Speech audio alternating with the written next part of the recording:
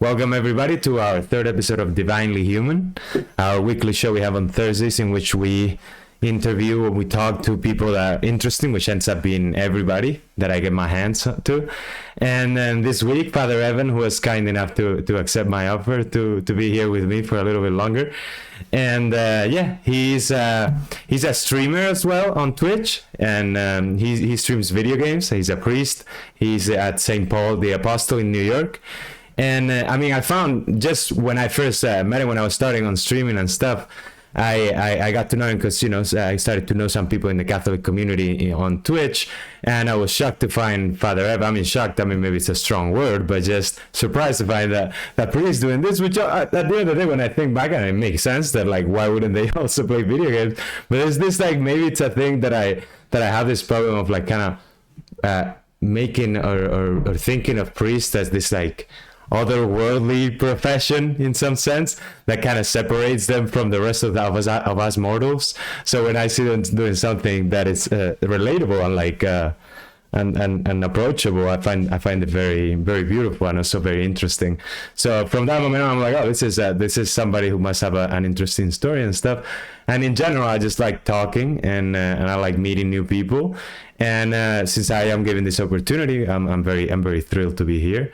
So before we get going anything, I wanted to give also a chance for Father Evan to kind of introduce himself or say a few words if he wanted to. Well, first, thank you for having me. It's great to be here. So like Cordero said, I'm a priest. I'm a member of the community, the Paulist Fathers. So we're a missionary community founded in New York City in 1858. Our mission is to evangelize North America, especially through means of modern technology. So that is where I find myself in a great way of like, okay, cool. Twitch is this new technology. In the grand scheme of things, church has been around 2,000 years. She's seen a lot.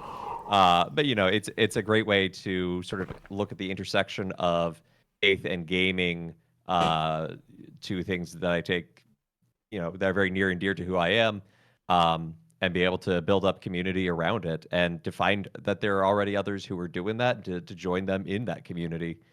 So been doing that on Twitch now for about 2.5 years, but been a priest for 5.5 years and had a wonderful time getting to serve and celebrate the sacraments in so many wonderful places. Awesome. Well, thank you for that little intro. And I want to tell everybody also here watching in chat that I'll be checking out chat from time to time, and we also would like to address whatever comments or thoughts or questions that you have. And for anybody that is watching this on YouTube, share your thoughts in the comments, and also make sure to check out Father Evan's channel, which I'll be putting a link on in the description as well. But so let's get started with a few little things that have intrigued me. So first of all, I saw that you are originally from Utah, correct? Or am I? Mm-hmm. So born and raised. Awesome. So there's a thing that I've never been to Utah, but every friend of mine or Spaniard that I've talked to, they love Utah. Like it's not like only Spaniards that have this, but it's like they're all like very shocked because in Spain, I don't know, it's like people are very like friendly and stuff for the most part, especially north, like south of Madrid and stuff, and then they get to America and especially in the East Coast, and they kind of like shocked, especially like New York culture is a bit shocking to them, or like why are people like that, and then Texas is a bit like, oh, everybody's so like American, and then they get to Utah, many of them that I've talked to, and I know it's surprisingly the amount of Spaniards that live in the US, and I don't know that many, but the majority of them live in Utah, and they love settling there. So I guess my question would be like, what is it like growing up around there? I know that's a pretty general question, but do you think what is it that makes it such a welcoming place? Like, what is it about, in your opinion? What's the essence there that makes it such a welcoming place? Yeah, I don't know about Spaniards in particular, why they flocked there. But I think in general, it is a beautiful state. Like you just look at the mountains in the north, the Red Rock Canyons in the south. It is gorgeous. And if you're into skiing or snowboarding, it's a fantastic place to do it. The culture is, I could talk a lot about the culture and what that looks like, but by and large, it is a pretty friendly and welcoming place. So I think it's easy to land there, if you will. So Yeah, maybe it's I don't that. know. I mean, it's not like there's an amazing food scene, or like you're certainly not going to be getting very good paella in Utah. Yeah, no, There's that's no a good point. seafood. But yeah, no, Park City is in Utah, correct? Or Hmm. yeah, a friend of mine was there for skiing season. He loves skiing and everything, and yeah, but he continued to just praise the how welcoming people are over there. But beyond all of that, so how was the change for you? So when you joined the seminary and stuff, do you went to seminary in Utah or somewhere else? No, so for the Paulist Fathers, our seminary is in Washington, D.C. Got it. Okay, So I moved out there in August of 2013. directly from Utah. Hmm. Oh, okay. So was that like the decision to join the Paulist is what brought you to Washington D.C.? Was that or is that how? Uh, I had applied to join the Paulist, and that's where we do our formations. That's where I was sent. That's in a sense, that's where our seminary is. So Got it's it. not like, because once I joined the community, that's you go where you're sent in a sense. Okay. It's not like you get to pick like, well, I'd like to formation California if you don't mind. It's like, no. I see. Okay. And then after seminary, I see your first assignment was in Ohio, correct? And then 3 years so at the Ohio State University. I okay, learned very quickly that you have to include the. the okay. And what was that Very like? particular about that. Also, go Buckeyes, winning the championship recently. Is that their football team or something? Hmm. Oh, awesome. That's great to hear. They won the national championship? It did. Oh wait, yeah, I heard something about that. There was like a close match against Notre Dame, correct? Yeah. Oh, cool stuff. Cool stuff. Yeah, I was visiting Notre Dame when I was deciding what college to go to, and it was really, really beautiful campus. It was like, yeah. Sometimes I think back of what my life would have been if I went there instead of NYU, because they're like really contrasting cultures. But yeah, whatever the case. So then you were in Ohio for a bit. So and then to New York, which also it shocks me. I mean, now a little bit less because I've lived in New York for 9 years, but the amount of moving Americans do, to me, I find it remarkable, and it's always kind of, or at least I've seen it, that it's kind of following a career or an opportunity or a reason to do it. Whereas a lot of the people that I grew up around here in the south of Spain, it's like you kind of try to stay around where you grew up, and then you try to match the opportunities to where you to where you are. So it's like, and I also see a beauty in that, but I don't know, there's like the endearing like American spirit of just going where the opportunity is, and not just not being afraid to move or to explore a new place. But at the same time, to me, coming from a culture that like just moving to New York, the big change of culture. And even when I was there, I traveled a bit, but I was like, okay, no, I'm in New York, and then I just kind of didn't even want to move once again. And now here, you grew up in Utah and everything, and then you moved to Washington to the seminary. And I know that it's like not like you sent, as you said, you're part of the community and such. But did at any moment feel like you wanted to go back to Utah, or was there a specific point in which you felt more settled than others, or has it always been kind of like this, like normal to you to just be in a different place, and to you is just a normal thing? You know what I'm saying? Yeah, I mean, I guess I use the example. My mom sometimes asks me after I've moved to some place, does it feel like home yet? Right. And that takes a while at different times, depending on where I've moved to. Um, so New York does feel very much like home, and I do miss Utah in other ways too. Like I really miss being able to see my friends and family easily. As Right. a sacrifice, I struggle, and I'll be honest, I struggle with it. It's one I don't want to have all the time. But it's I still can find myself settled, but in a sense of also knowing, I might be moving again in a few years. Right. Presidential board may come to me and be like, hey, we need a pastor here, or we need to do this there. It's like, that's the missionary life, is you're on the move. Yeah. You go where you're needed. Yeah, I think that's remarkable. In many senses, the way I feel, like even to have that level of, of giving yourself to a mission or to a purpose, well, and to God, I mean, I find it enviable in many senses. Like to me, like I struggle personally with, it's kind of like the surrendering part, and then when I do surrender to Christ, and I do surrender to the bigger purpose, or to try to find that identity and like the calling, the vocation, like all these ways to find what God wants from me. And when I'm able to get myself out of the way and be like, and actually do that, and actually surrender, my life is so much better. But at the same time, I don't know if it's my personality specifically, but I find it so hard to do, you know what I'm saying? Like to just let go and be like, no, I'm not gonna try to kind of plan what I gotta do and kind of figure out, you know, I want to do this thing, I want to go this way, and then fight against, you know, wind and storm to just kind of get there. And like, it's kind of like, it's not like there's no wind or storms when I surrender more and I let God decide, but it's just, it feels much more of a discovery life.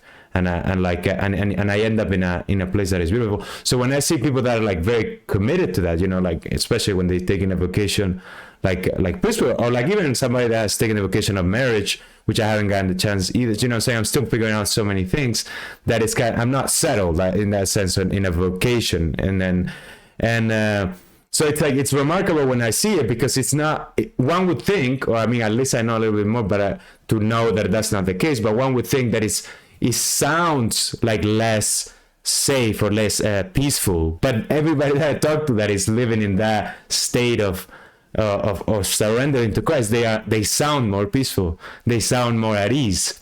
So I wonder, I guess, like, how does that resonate to you, what I'm saying? And also, like, how did you get there? Because it's also like, I assume that it wasn't always like this, right? Like, it wasn't like you just born and you're like, oh, I'm gonna just surrender my life to you, Christ, I'm gonna be a priest. So I mean, you know, you can separate the idea of when you decide to become a priest, or just the idea of surrendering to Christ in a personal sense. But how did you get there?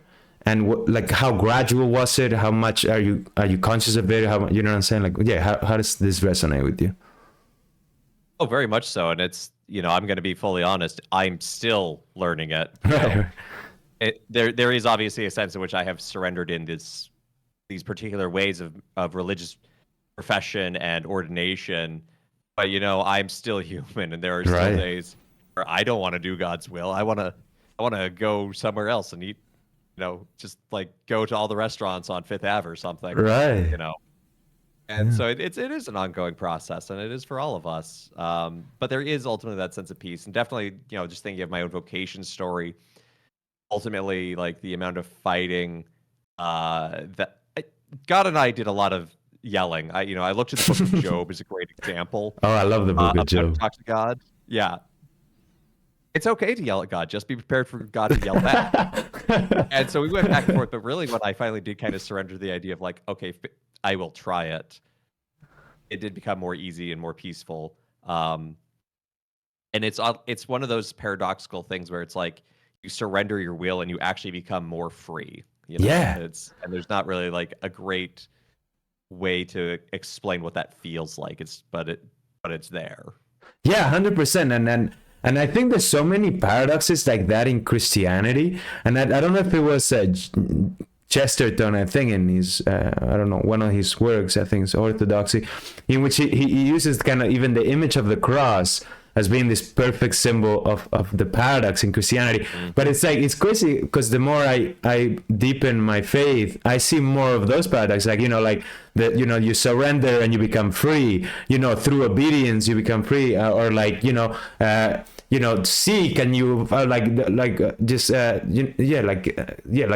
find. But it's like, in the sense, like, you don't have to do the effort. Even the sense of taking communion, like, you are given the identity of Son of God before, like, mercy comes to you before you ask for forgiveness, but you must still ask for the forgiveness. But it's like this kind of counterintuitive way of thinking, or, you know, like the poorest becomes the richest, and those that are detached are the ones that are able to appreciate more the things, whereas the people that like want to hoard, or they are obsessed with material things, are the ones that enjoy them the least. It's like all these things that kind of flip your head around, that they still continue to flip my head around. So it's remarkable to hear this, and again, and how it's consistent. You know, I talk to you, I talk to other people that I've had the chance to interview, and I hope to talk to more people and to have conversations. And it's like, even if they're not Catholic, you know, just Christian, or somebody that is close to Christ, or trying to understand Christ, or trying to have a relationship with Christ, or has a relationship with Christ of whatever extent, they are consistent in that they find kind of the same insights, like that you know, and that shows that it's truth and not just, you know, a perception of things. But in that regard, were you born into like a Catholic family or a Christian family, or is that something that you found later in life? Or Yeah, no, I was born into a Catholic family. My dad became Catholic when he was in college, but my parents decided, yeah, faith is a very important part of their lives, and they wanted to pass that on. So they sent my brother and I to parochial school. okay, And, you know, we always had an emphasis on praying before meals and praying, especially at certain times of the year, like Advent and Lent. We'd have devotional books that we'd read together as a family. oh wow, I'm not going to say we had a perfect understanding of the faith, but you know, I like to think that they did a pretty good job at being domestic church. oh wow, that's really beautiful. Yeah, no, and then in that regard, was there, because at least, I mean, for me, my experience was a little bit different in the sense like I grew up in a Catholic culture, obviously being in south of Spain, but and then also my family was Catholic, but it wasn't like, they weren't like, my mother lived it in a very like, you know, like deep but like not open way, like just in a very intimate way. To her, everything was obvious in essence, and then my father was like more on the like intellectual side, but didn't really live it, or I don't know how to explain. Like, so it's like I was exposed to the arguments in favor of Catholicism, and I was witnessing to what faith does to a person's life. But it was kind of like, from my own perspective, it was kind of like I didn't interiorize it until later. So for you, is that something that there was a moment? Because for me, it was like I moved away from the church and from faith, not out of like a specific action of rebellion, but just kind of it faded away. There was no actual foundation, and then I had to use those elements that I was given to build a foundation on which I can stand, an actual relationship with Christ. So how was it for you to build that foundation? Did it always feel like a continuous process, or a breaking and rebuilding or something like that?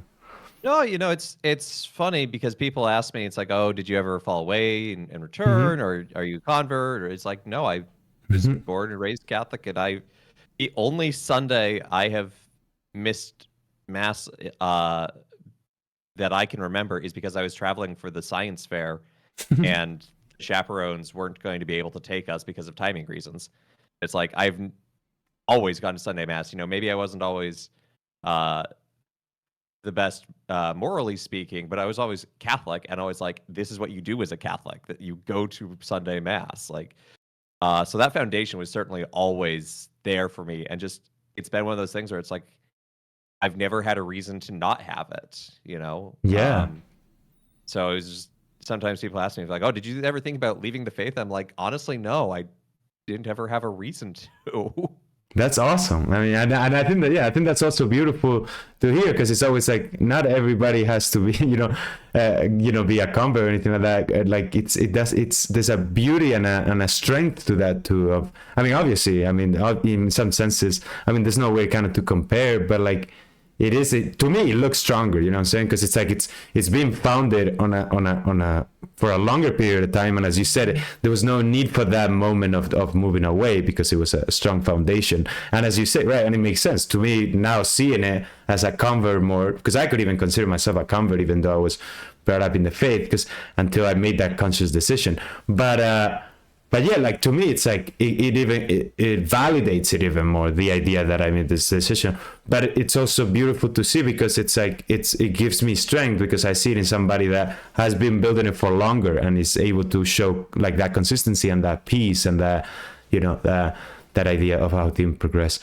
And then so yeah, another thing it's that I was curious about is how does it work to join like something like the Paulist Fathers? Like, is that because I've heard of other organizations, like, is it because there's the Jesuits too, right? And then there's the Franciscans, and so right. So how does a person come? Because I go to church and stuff, right? And I know some people that are in some communities. There's other ones that are like here in Spain that are more specific to here.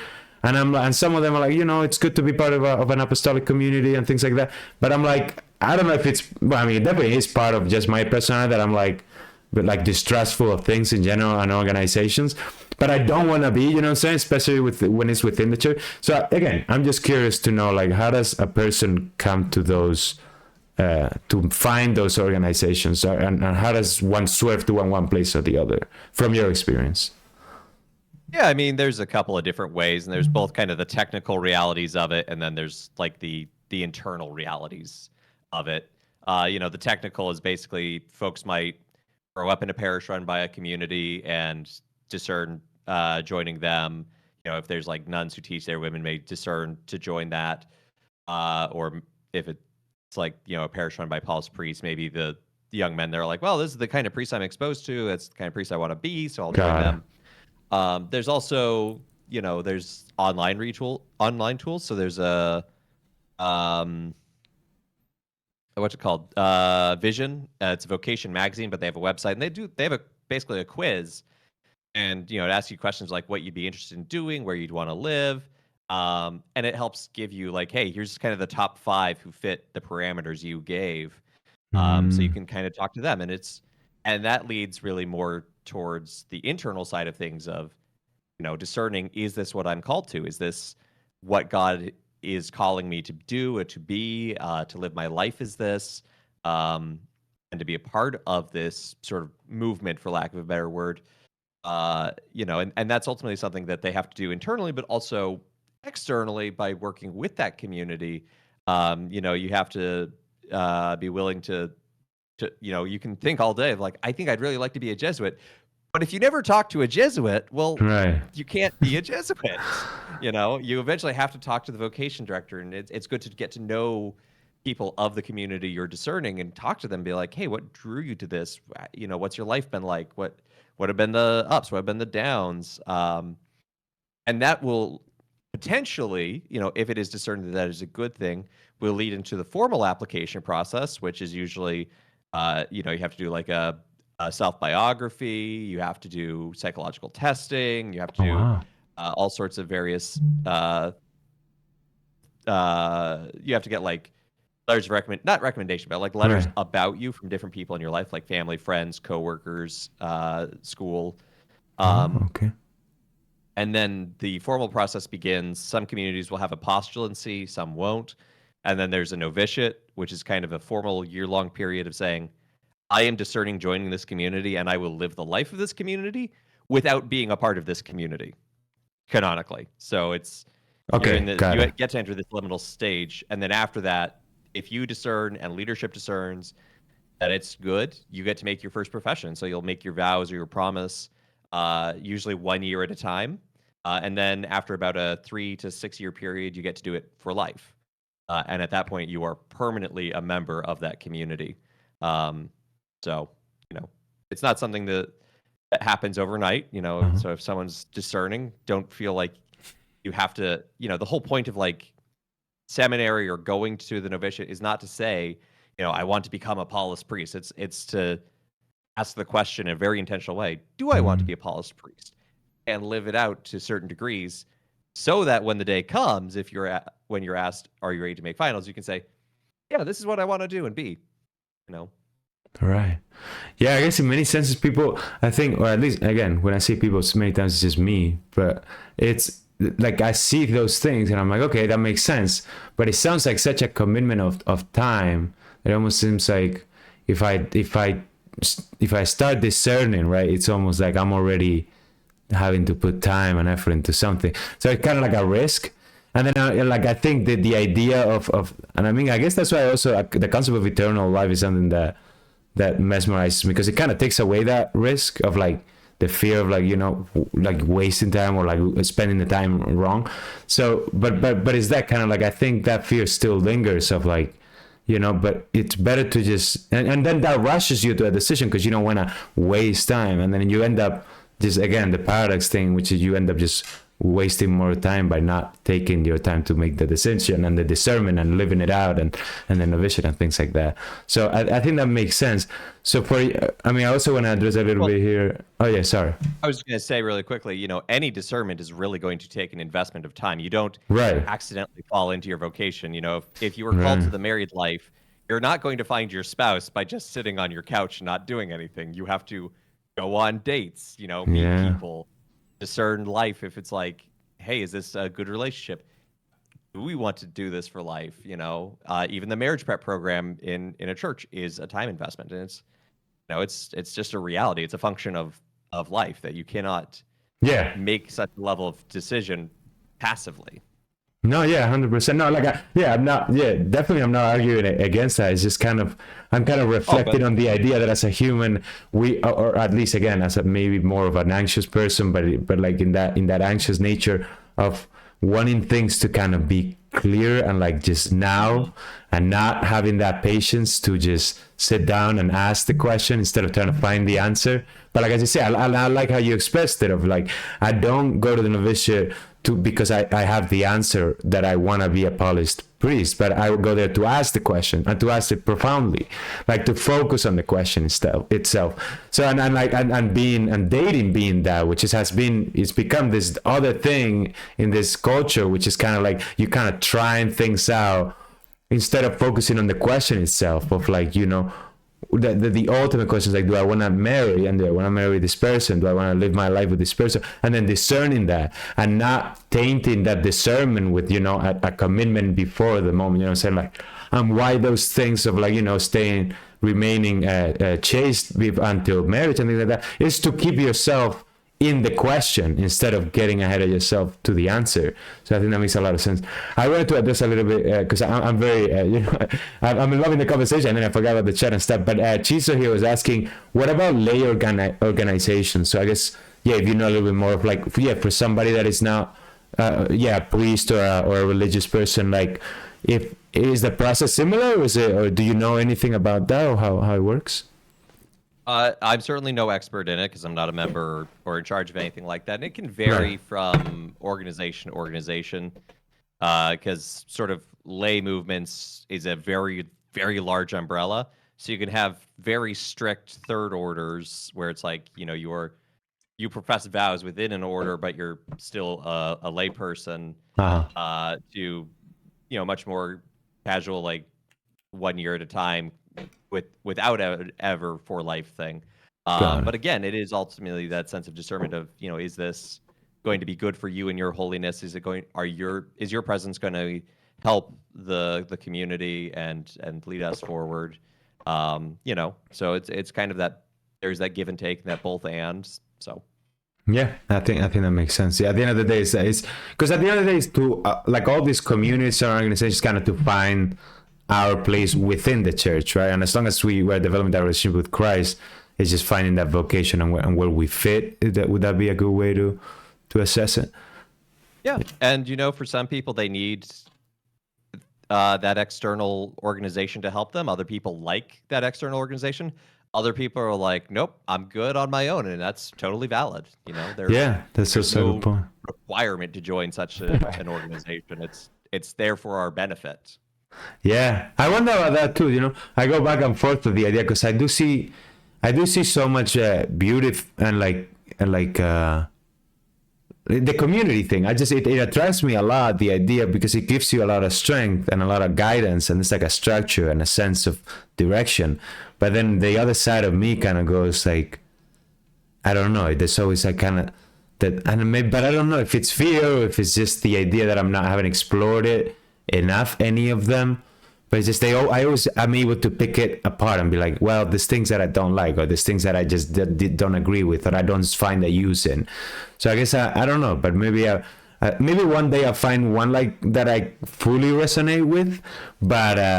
But yeah, at the moment I find it awesome when I see other people that find that place.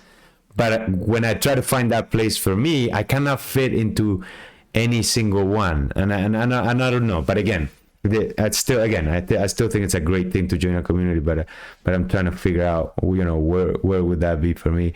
But beyond all of that, so for you specifically, how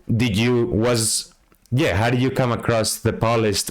What? Okay, first of all, is it the polished fathers is only a thing for priests, or is it within a group of people, and then there's within that group of polished, then there's the polished fathers, or you know what I'm saying? Does that make sense what I'm saying? Or okay. Mm-hmm. Yeah. So we are our own religious community, the Paulist Fathers. Missionary Society of St. Paul the Apostle is our formal name.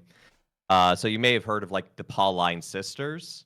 They've done media work, or sometimes there are other communities that use the word Paulist as well Okay. internationally, but that's not us. It gets confusing sometimes.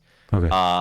Lots of people like St. Paul as their patron. Can't blame them. But yeah, so we're just our thing in North America. The only non-North American place we serve right now is Rome, and even that is to be the American church. So we're the church for pilgrims and tourists and the embassy. Oh, got it. Um, so I found my way to the Paulists, hilariously enough, through Wikipedia. Oh. Um, I discovered that we exist through Wikipedia, which is extra ironic because the parish I grew up in was actually founded by the Paulists. Oh. We just left 2 years before I was born, so I think it was something in the water. But it was really something just resonated with me with like the presentation of it all, but also the mission, the evangelization with modern technology, campus ministry, young adult work, things like that.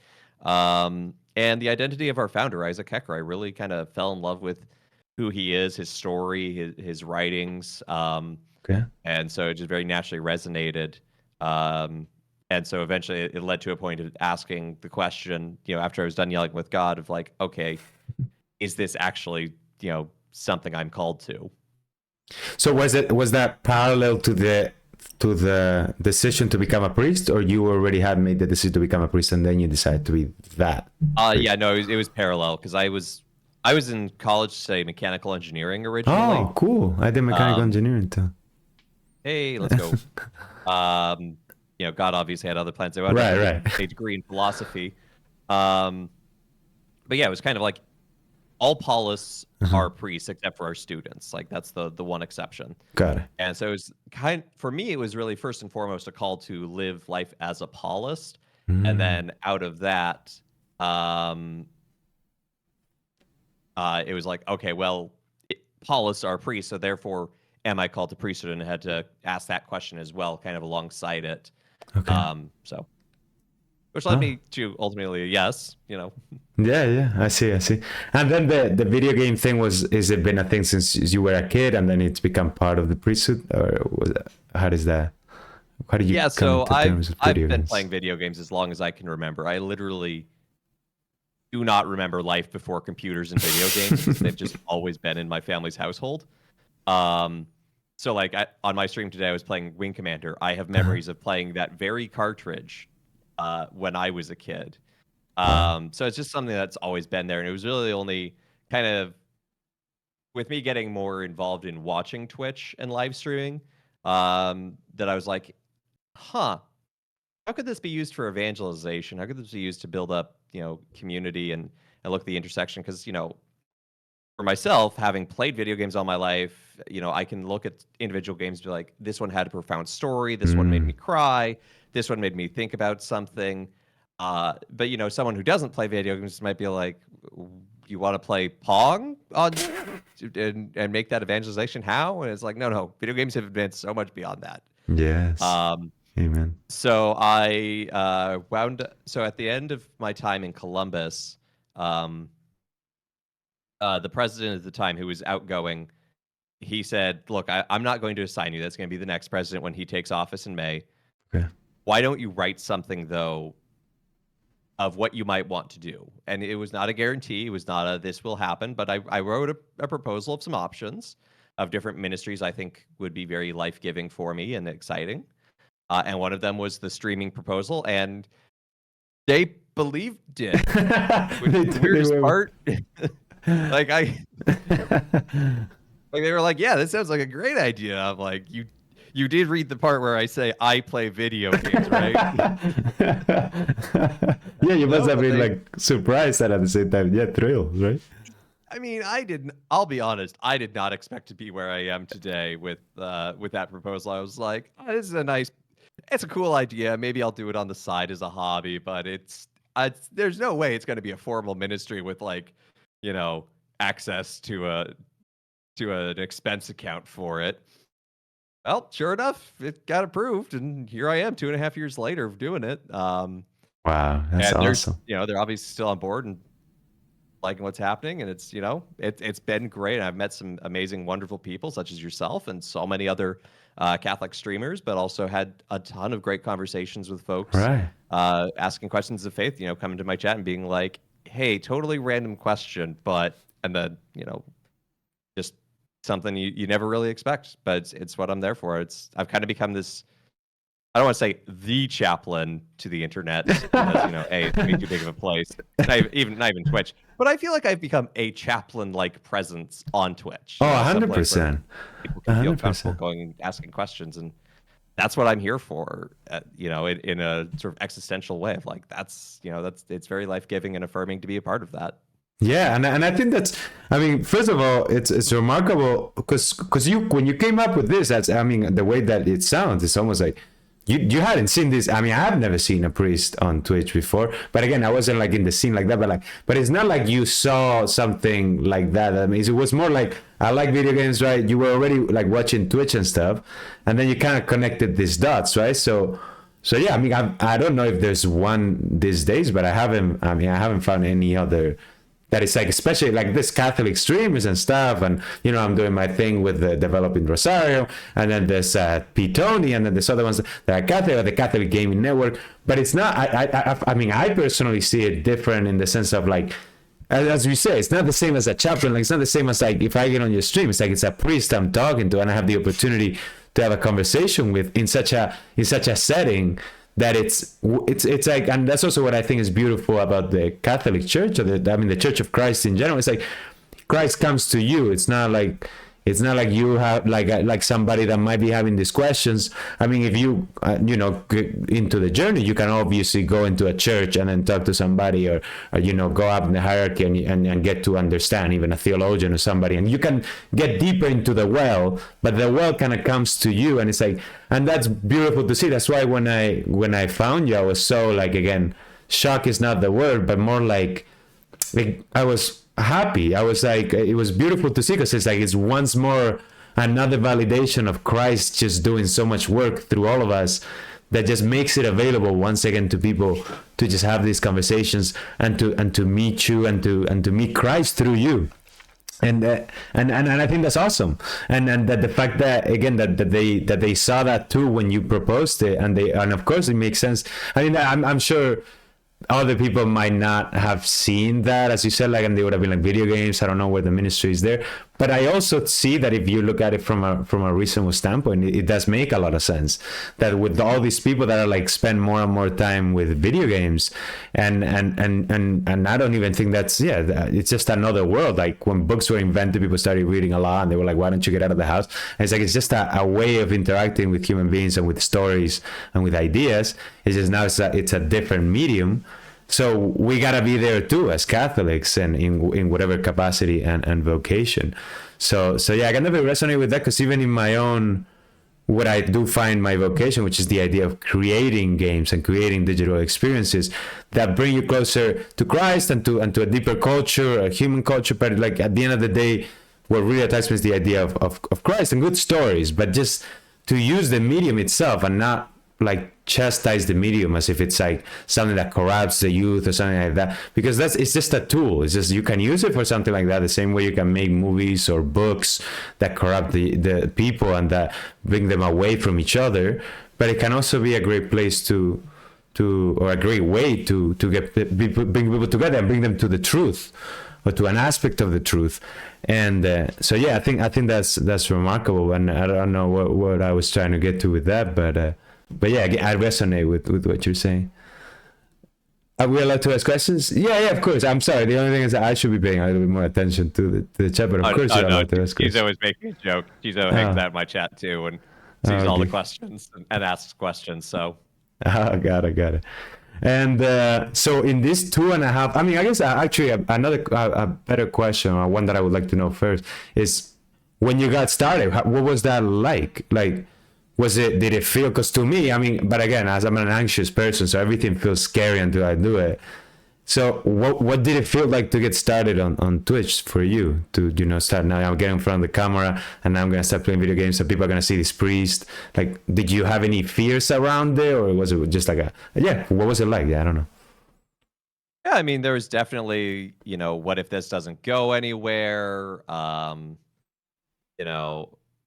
What if what if no one watches? That was my big fear. It's like, what if no one watches? Mm. And I was actually very blessed in that my brother was my first follower, and he's uh, now like he's the original mod, and Oh, nice.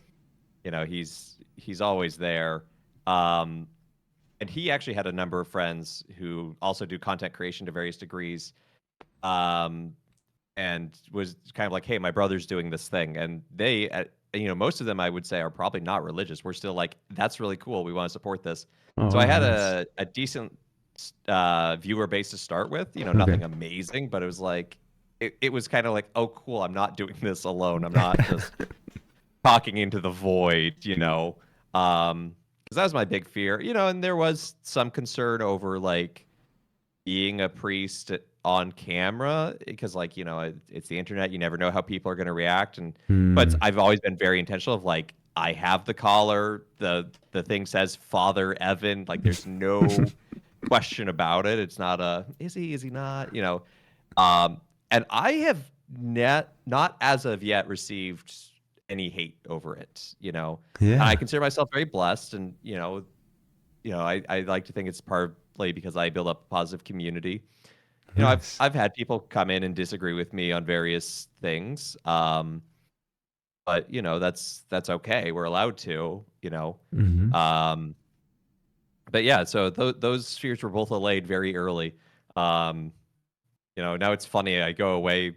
I was away for 3 weeks for vacation and work, and it was just like, oh, I'm away from my baby for so long. So now it's just become such a part of my life. I don't want to, not like a bad way. But it's like this is a really cool thing I get to do and be a part of. I don't want to lose it. I want to continue doing it. Yeah, that makes sense. And you stream like every day, or how many days a week, or? So I stream 4 days a week, Monday through Nice. Thursday. Okay. Um, I originally, yeah, it's kind of fluctuated because when I Okay. first started, I was part time. I work in a ministry called Busted Halo.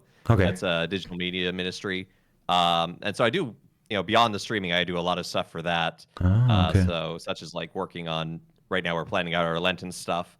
Um, but so I was part time Busted Halo and part time in the parish itself.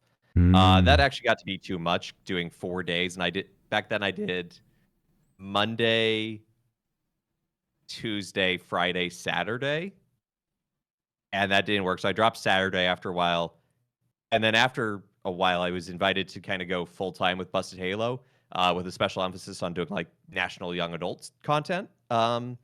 So I've been working on a lot of that as well behind the scenes. But because of that, I felt comfortable re-adding a thing. But I'm like, you know what? I'm going to add it on Wednesday. Just have it be continuous, same time every day. You know, Oh, that's made cool. it a lot nicer.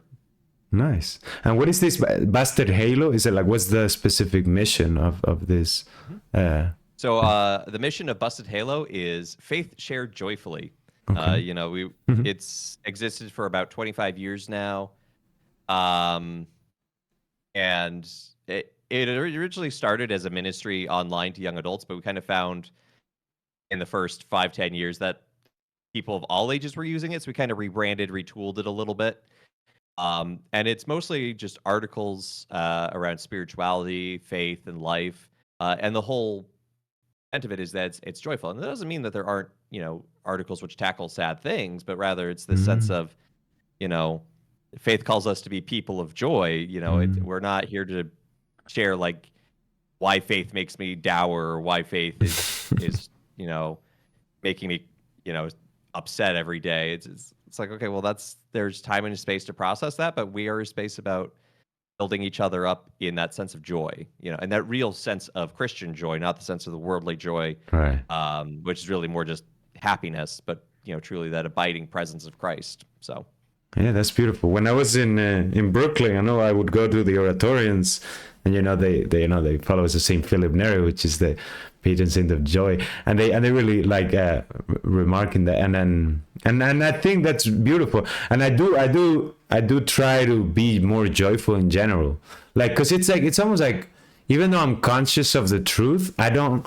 I don't live it as much, because it's almost like, if you think about it, it's like, what is there if not to be joyful? Because it's like, we are saved, we don't have, like, we're saved by Christ, and yes, you call to sainthood, but that's not a heavy thing. That's not, it's almost like it's like a natural thing, because you are saved, so you got nothing to worry, that you're safe from death, so you're safe from sin and the slavery of it. So as long as you don't make yourself go back to that, you just live a joyful, careless, in the sense that you don't have a worry, and because you don't have a worry or a fear, sin is not something that you tend towards. So it is like, it's almost like it is within that joy of being saved that you are able to fight sin. Because the moment I've, at least personally, and this is something also I wanted to talk about a little bit more, but like the idea of sin from the perspective of a priest, to the extent that you feel comfortable sharing, but like, because it's almost like, and again, this is a personal flaw of mine, but like, I put priests as kind of this otherworldly beings, and then it's like I forget to see the humanity in them too. So that to me, the way I struggle the most with sin is when I'm sad, and when I am sad, or when I feel ashamed, or when I feel guilty, when I feel like I am a slave to sin, like I just feel like I cannot do well, and then I do worse, you know what I'm saying? And that's why I love the sacrament of reconciliation, because it just allows me to be free from that through Christ, and then start anew by, like, Christ gave me the identity and the permission to, like, get up, and sin no more. And that, but to hold on to that joy, sometimes, like, life hits me in one way or another, and then I get into this loop and I get stressed or something, and then that's what leads me to eventually fall. In whatever way, and getting angry, or in whatever other, like, sin. And it's, yeah, I guess, yes, that was just to give a little bit of context, but I wanted to ask you, what is your perspective on sin, and how do we come to sin? And in your own experience, what is it that keeps you away from sin, and also what brings you closer to sin, and things like that? Yeah. Yeah, for sure. I will say, please don't put us priests up on a pedestal as otherworldly beings. We are absolutely human too. We go to the confession. We go to the confessional as well. I myself, I typically go down to 31st Street to St. Francis here in New York. Nice. But, I generally look at sin, and, I have a bit of a unique perspective in that, Okay. both I have my own sins, but also I hear a lot of sins, and I hear people what they're struggling with through the confessional. And what I really do see, and I don't think this is going to come as a shock, but it is a fallen nature, and I think that we, it's not that we're lost. It's not that we're destroyed. We are fallen. We have a propensity to sin, but that does not mean we are sin, or all we do is sin. I don't take that kind of a view. And I find a lot of sins are often done because people are ultimately seeking a good. They just don't know how to fully seek it, or don't want to, because maybe that's a sin that's like, maybe it's a shortcut to some dopamine being released. So, like, that's a reality. But, like, the intent at the heart of it is still good. It's just being misguided. It's just being kind of pointed in the wrong way. And so it's kind of, for me, a lot of looking at sin, in my own life and helping others, is asking the question of, like, where is this coming from? Like, what are you seeking out of this action? Right. And then asking yourself, what is a better way to get that action? If someone's looking for, comfort from loneliness by, eating gallons of ice cream every day, it's like, okay, well, your gluttony is trying to fill the void of loneliness. Right. That's not going to work. How can we instead find a better way to approach loneliness, and both kind of living with it, because that's sometimes a key thing, is living with our discomfort, but also finding a more holistic, healthy way of saying, like, great, how can you build up relationships with others and say, reach out in love and experience and be with them in community. So, yeah, that's beautiful. I think that makes a lot of sense, because that's how it feels to me too, in my own personal experience, that sin is almost like, yeah, again, like, it's kind of the alternative that I choose when I don't want to kind of, either I don't know how to better direct those feelings or how to fulfill that, and then even if I do know, it's like it's almost like there's this trick too of like feeling like it's gonna be harder. Like for example, with prayer, it happens to me a lot, which I think prayer is gonna be hard or it's gonna be heavy. I'm like, but then it never is. Like it never in any instance of prayer, I felt ever after it like, oh, that was tough. Like it always feels better at the end, but before it, it also almost always feels like that little voice telling me that it's like, just don't do it, like, what for, like it's an effort or a chore. And anyway, but yeah, it's, I don't know, the paradox of temptation to me that like baffles me, because it's almost like I don't know who was said that, like the whole thing is like I know what is right and I still choose to do wrong. It's so absurd, but at the same time it's so real that it happens, that knowing that this doesn't lead me to a good place, and knowing that I have a better option, I still somehow get myself choosing to sin once. And that frustrates me even more, but then I gotta remind myself to get up and sin no more. But yeah, another thing that St. Paul said, I've prayed to have this thorn removed from my side, and 3 times the Lord said no. So I look to St. Paul as an example of like, yeah, even a great apostle like him struggled with something, and there's different interpretations as to whether or not the thorn was a physical thing or a metaphysical or a spiritual thing, but I think there is a valid interpretation of like some sort of sin in his side. And it's like, yeah, no, that makes sense. I mean, there's no escaping from it. We just gotta face it and kind of, with Christ at our side. So that makes sense. And in terms of video games, right? In terms of video games, is there? Because I haven't found. I found a lot of games that have had a very deep. I've had a deep relationship with, or like a meaning, especially the ones that are more story based and stuff. But I've never found one that kind of had a resonance to a Catholic or to a Christian. Anyway, what I'm really asking is, what are games that for you have had, if there are any type of resonance, or that you see, oh, this is kind of similar or in resonance with what Christ says or the church or things like that, that I could, try out, or that, Yeah. I mean, the first one that sometimes comes to mind when talking about Christian games, because there are a lot of not great Christian games that are right. They're not good games, and they're not good at sort of explaining the Christian faith. So that is a reality. But sort of my go-to example of a good Christian game is That Dragon Cancer. Okay. Let me write it down. It's packed tissues because it's about a child with cancer. Okay. I have not played it myself. I keep wanting to, but I'm also like, I don't know if I feel like crying that much. But another one that I've enjoyed on stream was called Spiritfarer. In Spiritfarer, you play a psychopomp. You play a person who ferries souls from death to the afterlife. And it's not a perfect game, spiritually speaking, but it does have a lot of parallels, and I think could serve as a meditation on purgatory. And it's quite beautiful, and the way you journey with these various souls, and ultimately the big reveal and what's going on, it's quite moving. And again, it has a wonderful reflection on death, and Memento Mori. In the game in particular, death is personified as a large white owl, and it is at the same time terrifying and awe-inspiring.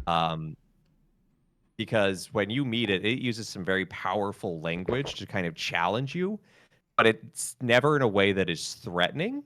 But it is this way of like, oh, I feel really small right now. But this beauty of the two, of like, it's still this resplendent, beautiful thing. And as St. Francis spoke of, I love in the Canticle of the Sun, he calls death Sister Death. Like there's this very familial relationship to death, and that's kind of a unique thing that we as Christians have. Right. Death is sad, yes, and all of our prayers definitely talk about mourning and sadness, but also talk about newness of life. one of the prefaces for a funeral mass says, "Life has changed, not ended." Mm. And I think about that sentence a lot. And so that game is a good memento mori.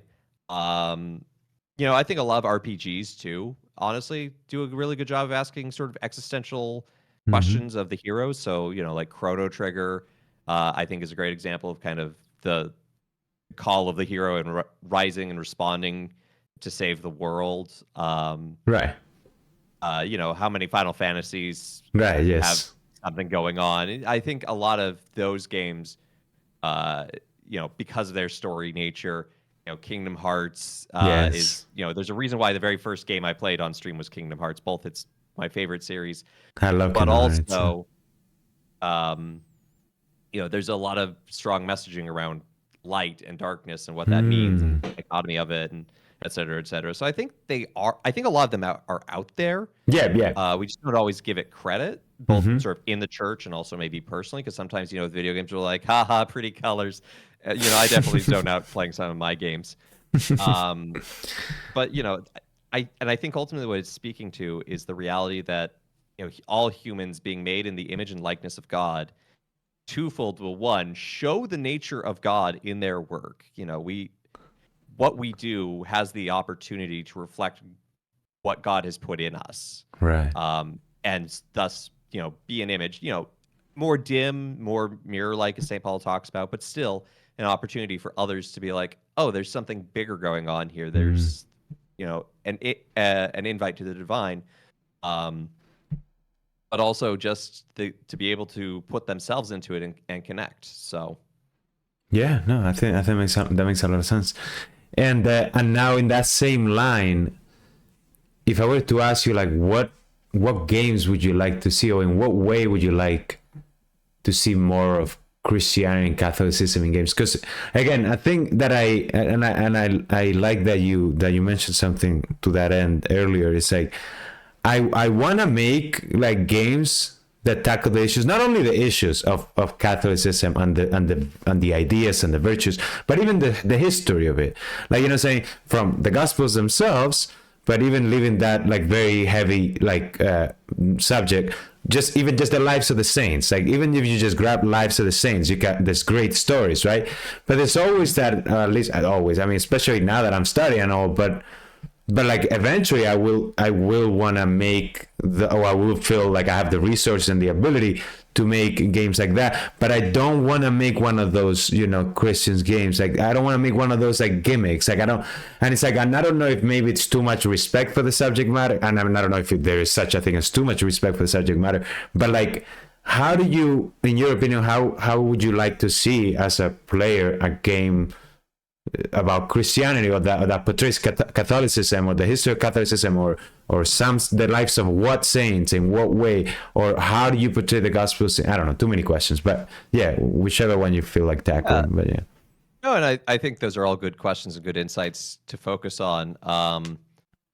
Another game that comes to mind actually is a series called Synaxarion. It's actually an Orthodox series. The first one is all about Acts of the Apostles, so it goes from uh, Christ being buried in the tomb up to Pentecost. Okay. Um, but like, and it's not really a game per se. Like, it's loosely a game, but it's more like a meditation. But it's a Got well it. packaged one and a well presented one. And they have now a couple of different ones about different early saints.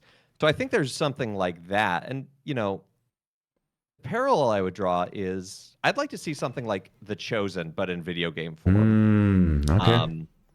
I love The The Chosen. Chosen, Yeah. yeah, and it's got its flaws, and maybe I might have some disagreements with the Christology they're presenting, Okay. Fair. given their theological background, but that's fine, that we're allowed to have those differences. But it's a well packaged product that's telling a known story that we all read and know, but they're fleshing out these characters in good ways. I think that could be a good video game, and the question I always come to in video games in particular is you need a problem for players to overcome, Right. and I think our de facto solution to that for most of video game history has been combat. So like I've some of the Christian games, based on like Noah's Ark. It's like, okay, well, here's a slingshot that fires feed at them so they go to sleep, and it's like, this is a literal reskin of Wolfenstein. This is like you're choosing a path of combat to create action, and you don't need to. Spiritfarer is a great example where it's like there's no combat. There's tons of cozy games that don't have combat. Right. Animal Crossing is another great example. You don't need combat. There are times and places where combat can make sense and can be added and be done well, and in a way that's engaging and fun. But like, we don't need to default to that. And Right. B, it's like basically we're just asking a question. We're telling stories. How do we tell them? How do we let those grow? Yeah. How would any medium you want? We ask the question, how do we tell a good story? Right. And it's no different with games. And we need to stop getting in the way of the story in some ways, because like a lot of the Christian games, like they're so intent on like a message first. And it's like yes, yes, that's a good point. Yeah, not trying to like unpack the story and give you the message right away, but just give you the story and then you figure out the message, type of thing, right? Yeah, that actually makes a lot of sense. But then again, the thing that concerns me, and I'm glad you bring it up too, is the mechanic, right? Because this is not a movie, this is a game, right? So it's like, how do you make the right mechanics that are not in conflict with the message or the story, right?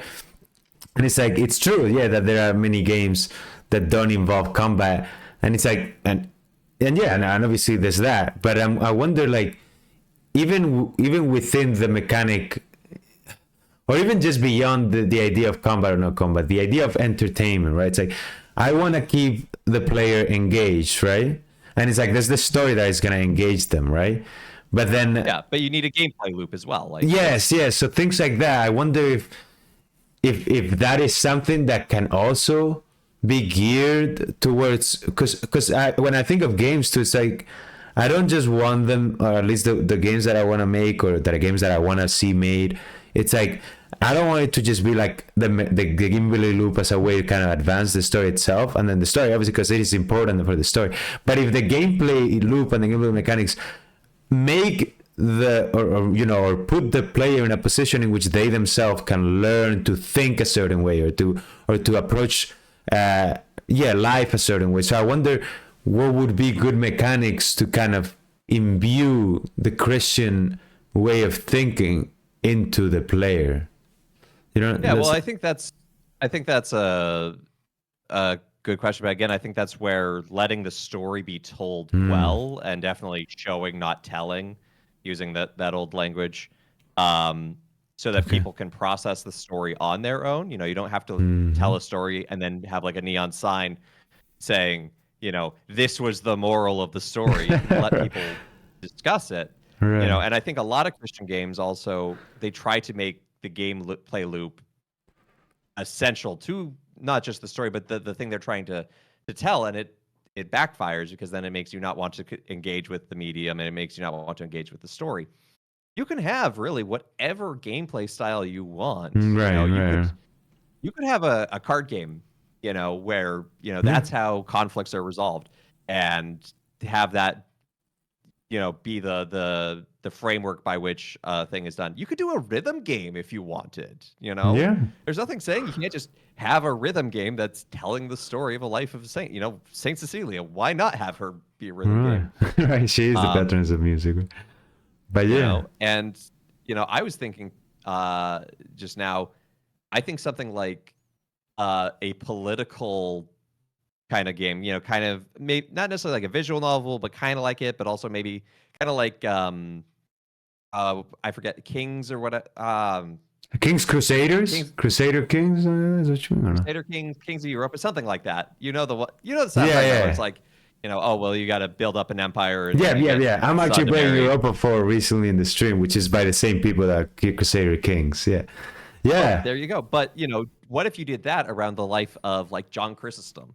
Or Athanasius. Like, look at a saint who, yes, made amazing theological contributions, but also had a very politically complicated life. Right, right, Athanasius right, gets right. exiled 5 times. Yes, You know, that's what I mean. Like even if you don't look at, I tell people like that are like friends of mine that are not Catholic or even Christian. It's like even if you leave aside the idea of whether you believe or not, and you look at like the lives of the saints as such rich stories. Like they keep making yet another movie about Napoleon, and I'm like, there's so many, and I get it. You know what I'm saying? Like I'm not saying like I'm complaining that they make movies about Napoleon, but it's just like there are so many great stories in the saints, even if you look at them just as normal people. Like I mean, they are normal people, but in the sense like leaving aside the faith message and the faith lesson that you get from their lives, it's remarkable what they go through, the challenges and the tribulations and the adventures, right?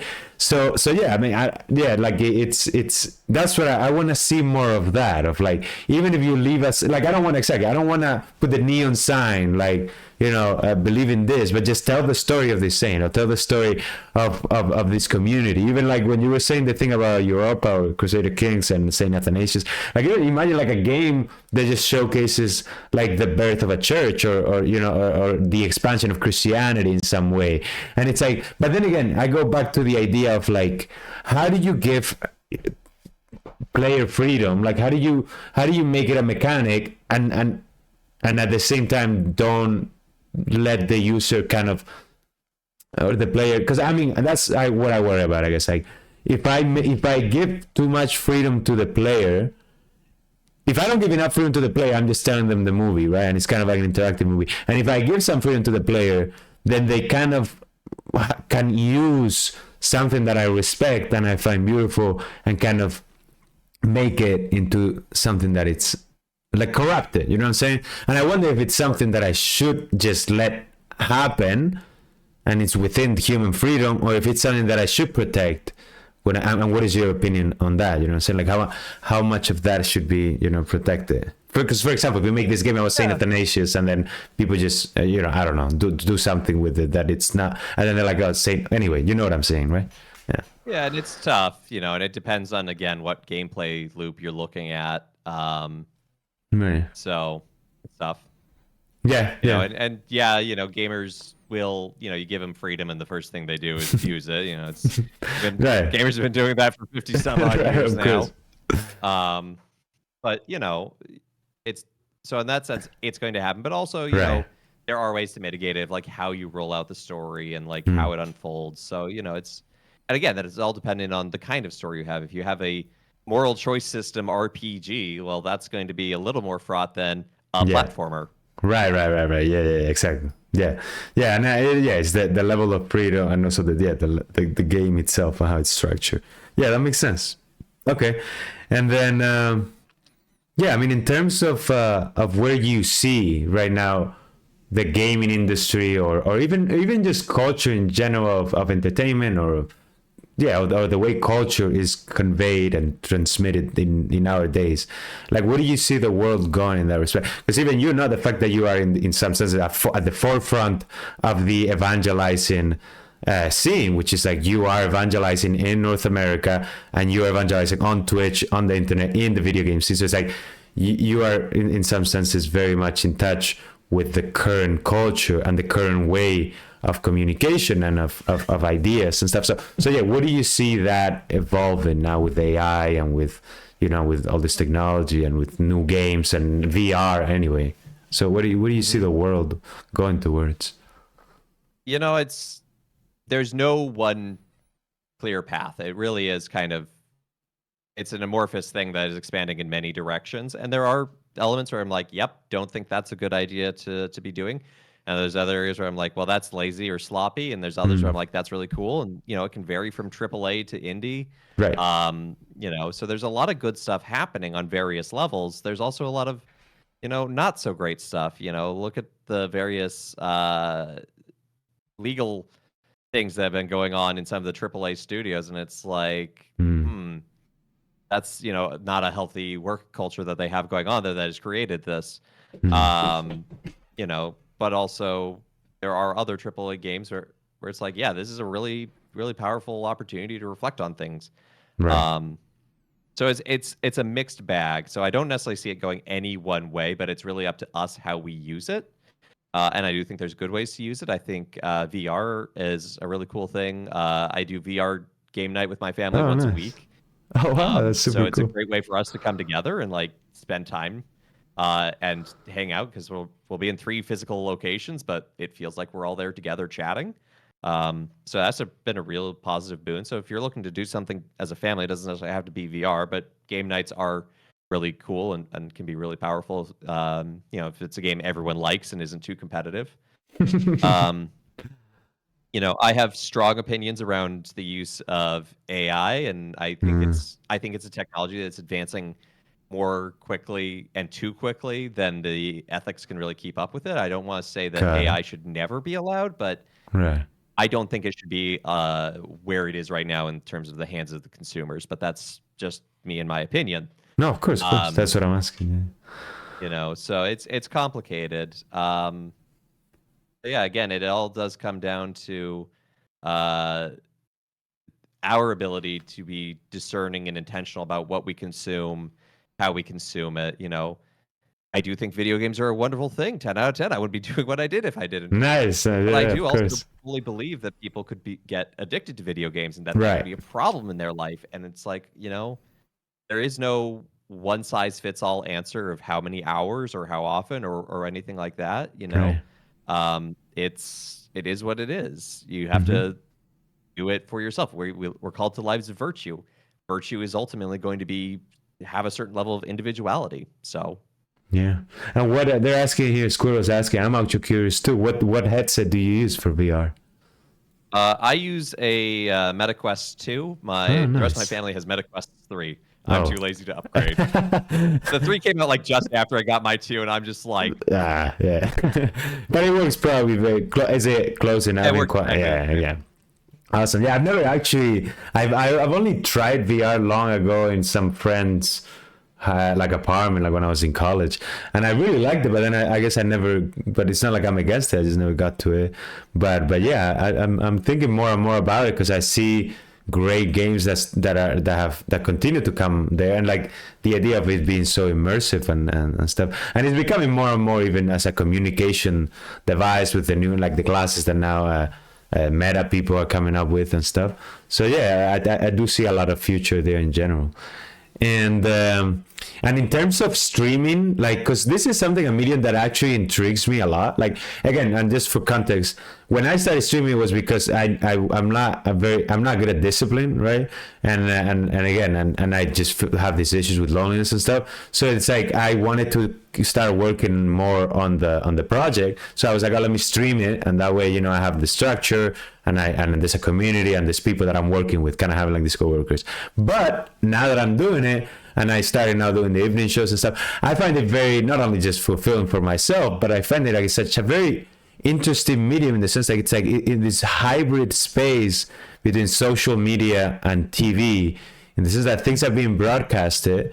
The way people arrive to the content is kind of like in a way of choosing channels. Like they decide they want to see Fortnite, or they decide they want to see Marvel Rivals, or they decide they want to see Conversations, and then they get there. But it's also true that there's community. So it's like if you're part of a community, and then like somebody that watches your stream regularly or watches my stream regularly, and then I decide to do a different type of stream, they're also exposed to that. So it's almost like you're following the channel. But I mean, it is that you're following the channel, and then the channel shifts. So you are found on the basis of what you're streaming, but you also found on the basis of the people that gravitate towards you, or that enjoy you as a person, and the content that you make. So it's like, what do you think in terms of how the medium, like what the medium provides that no other medium provides, and then also where do you see it going? Like, because I tell people in Spain, like things have always been, at least in the south of Spain, I don't know how it is in Madrid or Barcelona, but like this seems to be always like 3 years behind. Since like people are doing Netflix in the US and then you got here, people are doing the dating apps in the US, and now everybody's using dating apps here that they didn't know about. And Twitch is something that like I tell my friends, and I was like, people here, like, one of the biggest Twitch streamers is Spaniard, but like it's not like common culture, like people. But in the US, it's becoming a very prominent thing, which they're kids and adults that just spend a lot of time watching Twitch instead of watching YouTube or instead of watching TV. And yeah, I wonder, because to me it still fascinates me that it's long format, but it's not. It's like it's community based, but it's also like kind of zapping at the same time. I don't know. Yeah, what are your thoughts on Twitch and the streaming medium? Yeah, it's a lot. Yeah, It's got, I've kind of come to appreciate the way that Twitch is decentralized community in that, really when you look at it, a lot of small to mid, somewhat with the large, but they're kind of their own beast. right. But, there will be basically circles. So like there is the Catholic streamer circle of which you and I are both a part of. But it's not all encompassing. Like there's a lot of overlap, but it's not completely overlapping. So it's kind of like learning how to use that and see like, okay, what community can I belong to? And, obviously we can belong to more than just the Catholic community on Twitch. So it's like, being able to belong to the retro streamer community or whatever and making connections there as well. So in that sense, it's learning how to manage your own community that comes to you, but also manage the reality that the community is much bigger and just kind of let it be what it is. And that's where something like Discord can honestly be really helpful too, of like an offline sense of the community. So yeah, as Jesus says, he came to Twitch because of Minecraft and is now involved in the Catholic community. So it's all good. It's it's all over the place. It really is, but like you just kind of have to be open to it. And I'm a variety streamer, which is like generally considered a death sentence.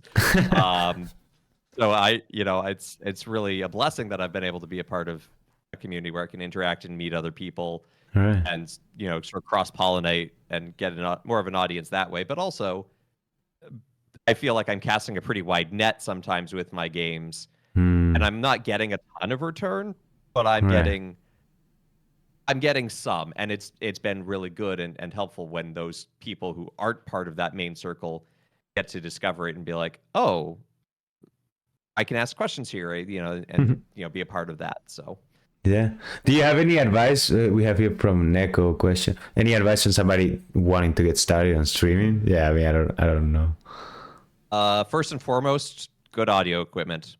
Ah. People will watch a stream where your camera or even your game capture looks somewhat potato. If you have bad audio, no one will listen. No one will watch. And a lot of Twitch streams, we all have to accept this at some point. We are second tab material. We are on the second monitor. We are not Right. Good point. always the primary thing.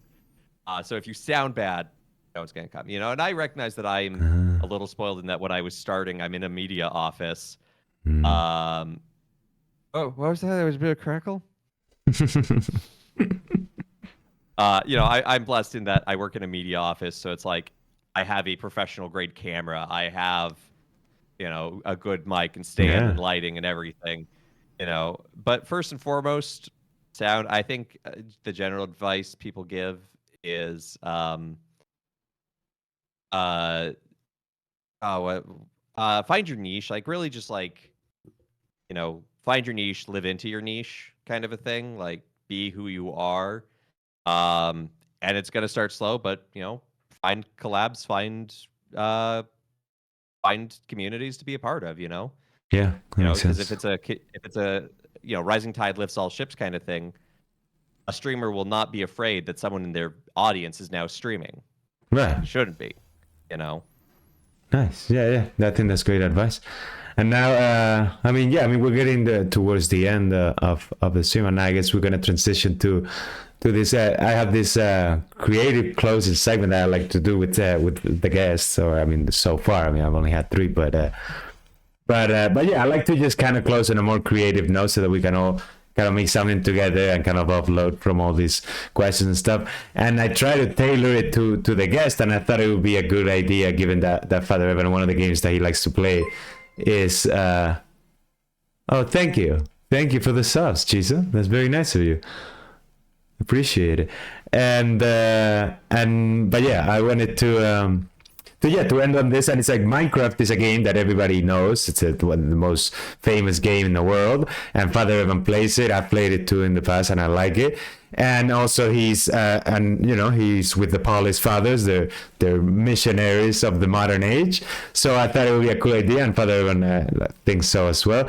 If we just try to come up with how to set up a mission in Minecraft, right? So Minecraft, but like Minecraft is, let's imagine, as being a real world. It's a real world cubics, and now we have been given the mission, or we have to set up the first mission in Minecraft. We have to bring the gospel of Christ to them, but obviously bringing the gospel to a new community is not just a matter of bombarding them with truths. It's also, providing a support system, providing a place where they can gather and find the community. So everybody here that is on chat, they're more than welcome to participate in this brainstorming. But yeah, I'll let kind of Father Evan, as the priest of this new mission that is going to start in Minecraft, to guide us kind of in where we should get started, how we should kind of direct our efforts, in his opinion. Well, I've been practicing this, so I think doing it in the native tongue. So give me a moment. No problem.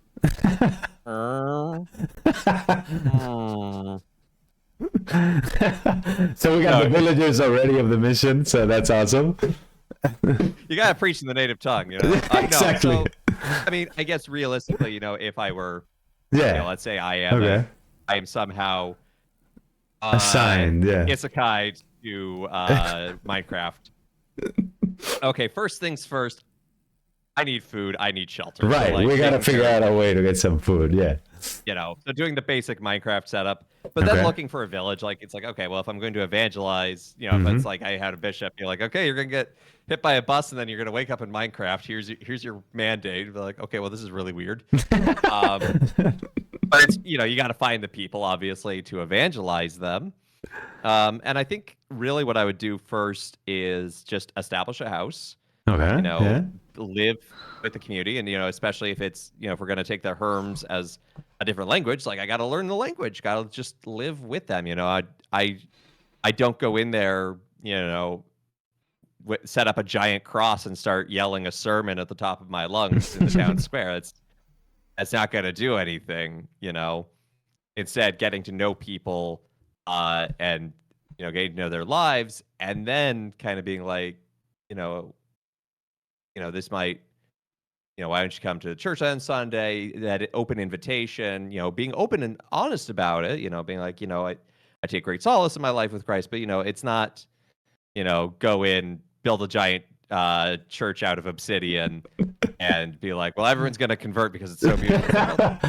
No, it makes sense. Now, how do we deal with the nighttime though? That's the thing that worries me too about Minecraft. It's like, first of all, how do we deal with surviving it within the mission? But I mean, I guess that's would be like normal Minecraft. But how do we explain it in the context of the gospel?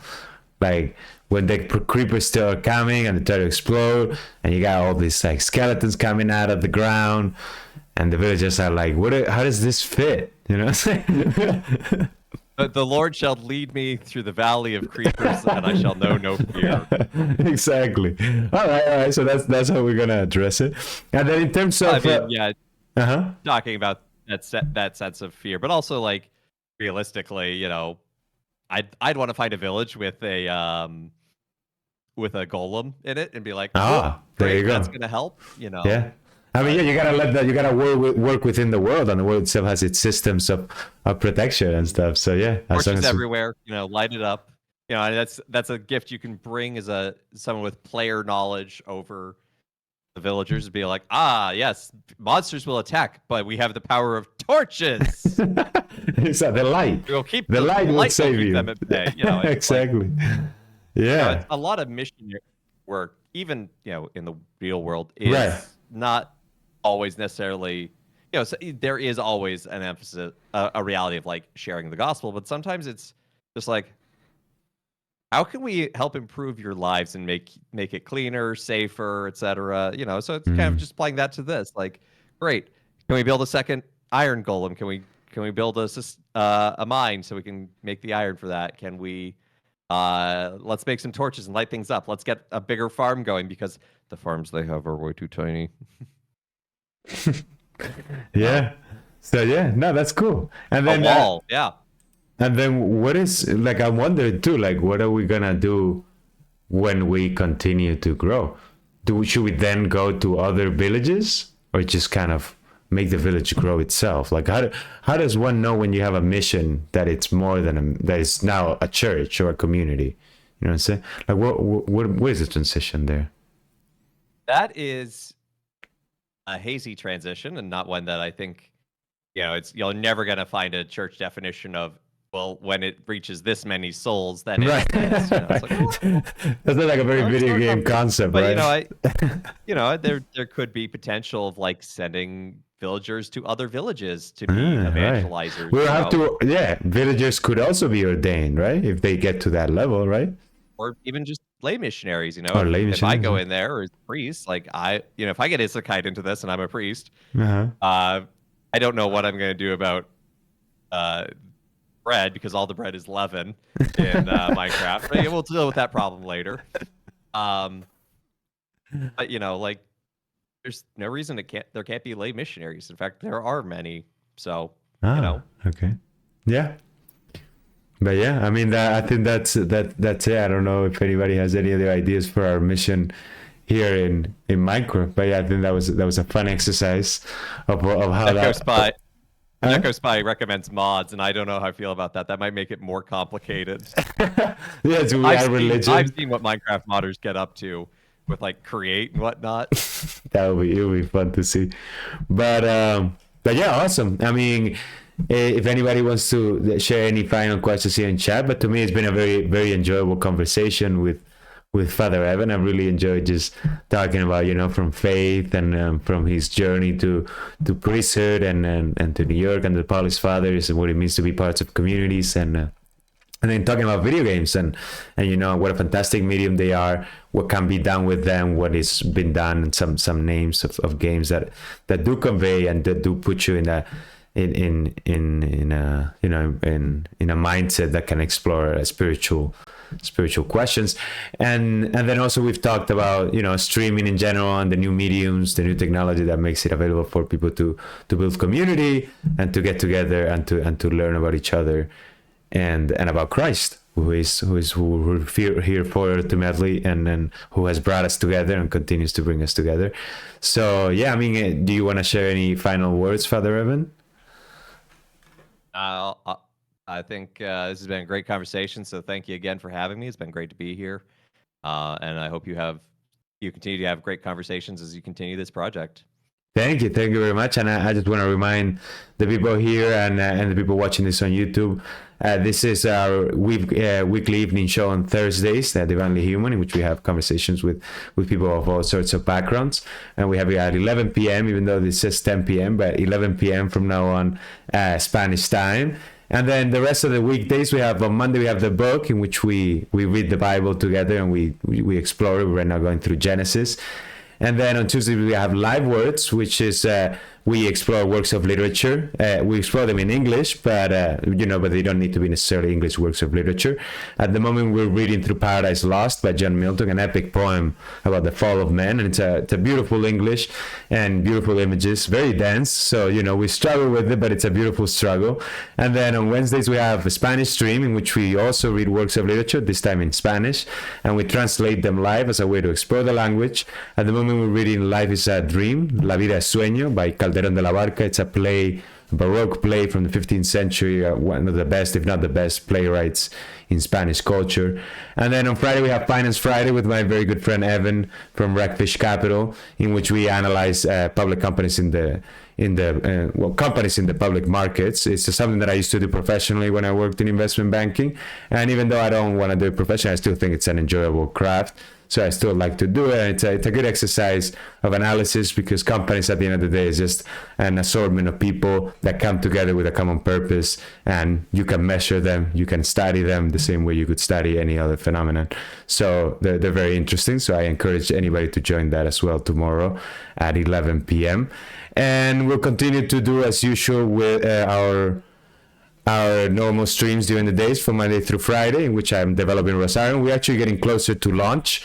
I have created a landing page and everything that you guys can find in the channel. I also send it here in the chat, but basically you guys can check it out there. We'll have a newsletter and announcing, as we get close to launch of the app. It's a prayer app for praying the rosary, but in a more interactive way.